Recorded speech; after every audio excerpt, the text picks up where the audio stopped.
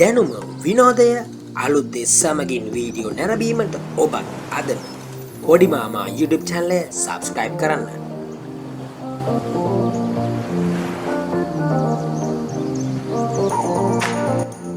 මේ වැඩේ කරන්න මුලින්ම හොයාගන්න ඕනේ රවුන්ඩ් ලී දෙකක්.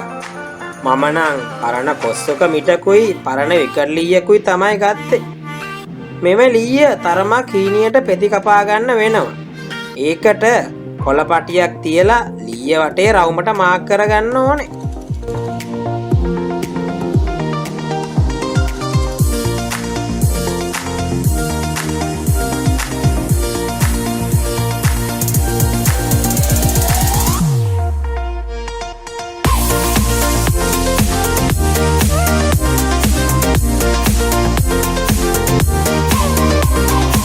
පස්සේ අත්තියතකින් මේ පෙන්නන විදියට හීනියට පෙත්ත ටික කපා ගන්න. දැන්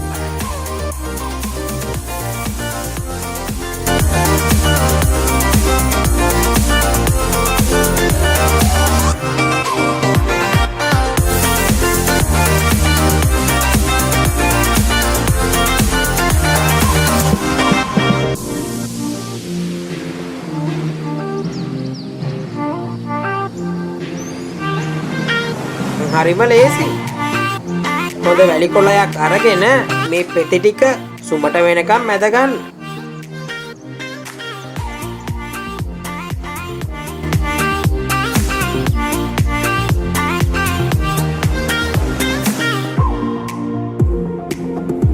මේ මැදගත්ත පෙති ටික ඔය පෙන්නන විදියට හොඳ ඇලවෙන ගම් ටියුබ් එකක් අරන් මේ මලක් හැඩයට තියලා අලලා ගත්තනම් හරි.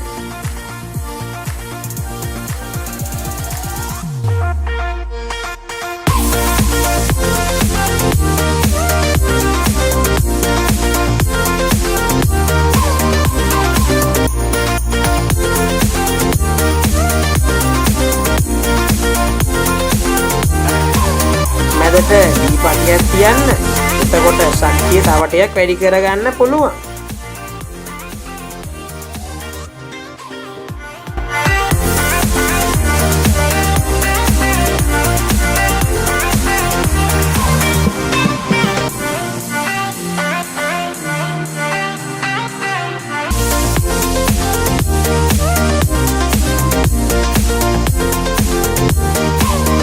දැන් බලන්න ලස්සන ලී මලක් පහසුවෙන්ම ගෙදරදී හදාගන්න පුළුවන්.